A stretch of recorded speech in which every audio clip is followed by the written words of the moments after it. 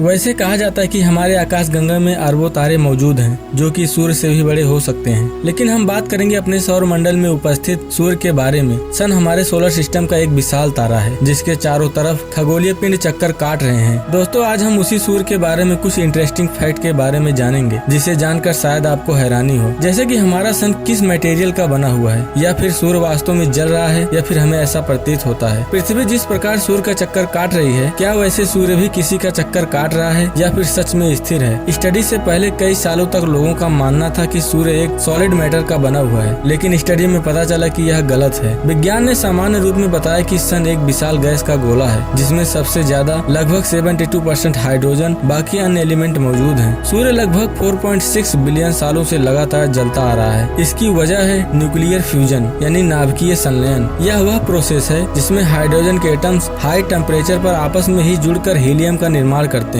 इस प्रक्रिया में अपार ऊर्जा पैदा होती है। यह प्रोसेस सूर्य के जन्म से यानी 4.6 बिलियन सालों से लगातार चल रहा है। जैसा कि हम सब ने जाना, सूर्य एक विशाल गैस का गोला है, लेकिन क्या आपने कभी सोचा है यदि सूर्य एक विशाल गैस का गोला है तो गैस के मूल गुणधर्म के अनुसार इसे अंतरिक्ष में फैल जाना चाहिए, जबकि यह अरबों सालों से ऐसे ही टिका हुआ है, क्योंकि हम जानते हैं गैस को किसी बंद पात्र में ही इकट्ठा किया जा सकता है, नहीं तो वह बिखर कर फैल जाता है। तो क्या कारण है कि हमारा सूरज आज भी गोलीय स्थिति में टिका हुआ है? अब जो बात करने जा रहा हूँ शायद आपको जानकर हैरानी हो। सच बात तो है कि हमारा सूरज गैस का गोला है ही नहीं। हमारी पृथ्वी की तरह गैस केवल सूर्य के बाहरी सतह पर मौजूद है, जो कि सन के ग्रेविटेशनल फोर्स की वजह से बंधा हुआ है, जबकि सूर्य गैस का गोला है ही नहीं। दोस्तों, हम सबको पता है पदार्थ की 3 मूल अवस्थाएं होती हैं, ठोस, द्रव और गैस। जब किसी मैटर को गर्म किया जाता है तो वह ठोस से द्रव, द्रव से गैस में कन्वर्ट हो जाता है। यदि इसी गैस को और हाई टेम्परेचर पर गर्म किया जाए तो क्या होगा? सूर्य के कोर का टेम्परेचर 15 मिलियन डिग्री सेल्सियस है। एक अनुमान के अनुसार यह तापमान इतना ज्यादा है कि यदि सूर्य का केवल 1 ग्राम टुकड़ा पृथ्वी पर कहीं पर भी रख दिया जाए तो 150 से लगभग 200 किलोमीटर के एरिया में जीवन का नामो निशान मिट जाएगा। जरा सोचो, इतना ज्यादा तापमान पर किसी भी पदार्थ का अपनी मूल अवस्था में रहना असंभव है। इसलिए सूर्य के अंदर हाइड्रोजन, हीलियम और अन्य जितने भी एलिमेंट मौजूद हैं वे सभी प्लाज्मा के रूप में विद्यमान है। प्लाज्मा को ही पदार्थ की चौथी अवस्था यानी 4th स्टेट ऑफ मैटर कहा जाता है। इसलिए हम कह सकते हैं कि सूर्य एक गैस का नहीं बल्कि प्लाज्मा का गोला है। यह गैस की तरह दिखाई देता है लेकिन वास्तव में गैस नहीं है। इसकी डेंसिटी भी बहुत ज्यादा होती है। सन को हमारे सोलर सिस्टम का मुखिया कहा जाता है। सोलर सिस्टम के द्रव्यमान का लगभग 99% तो सूर्य के पास है। सूर्य पृथ्वी की तुलना में 13 लाख गुना बड़ा है, यानी सूर्य के अंदर 13 लाख पृथ्वी समा सकती है। सन का ग्रेविटेशनल फोर्स इतना ज्यादा है कि यह पूरे सौर मंडल को बांध के रखा है। बहुत सारे लोग ये मानते हैं कि सूर्य स्थिर है, लेकिन ऐसा नहीं है। सूर्य आकाश गंगा के केंद्र से लगभग 28,000 प्रकाश वर्ष दूर है, यानी हमारे सौर मंडल में जितने भी ग्रह हैं वे सूर्य का चक्कर काट रहे हैं, जबकि सूर्य के साथ साथ हमारा पूरा सौर मंडल 230 किलोमीटर प्रति सेकंड के रफ्तार से मिल्की वे गैलेक्सी के सेंटर का चक्कर काट रहा है। इस रफ्तार से उसे मिल्की वे गैलेक्सी का एक चक्कर पूरा करने में लगभग 230 मिलियन वर्ष लगेंगे।